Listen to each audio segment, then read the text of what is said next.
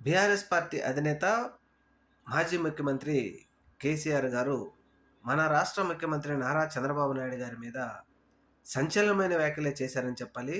అవేంటి అంటే, చంద్రబాబు నాయుడు గారు, పవన్ కళ్యాణ్, మోడీ వీరి ముగ్గురు కలిస్తేనే అధికారంలోకి వస్తారు.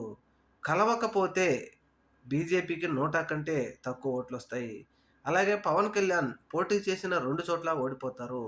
చంద్రబాబు నాయుడు గారు 15 సీట్లో, 20 సీట్లకో పరిమితం కావాల్సి ఉంటుంది.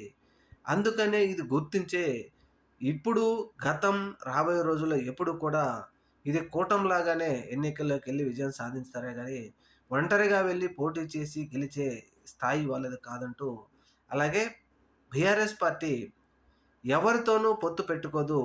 సింగిల్‌గానే, ఒంటరిగానే మేము పోటీ చేస్తాం, విజయం సాధిస్తామంటూ ఒక సంచలనమైన వ్యాఖ్యలు చేశారు చంద్రశేఖరరావు గారు.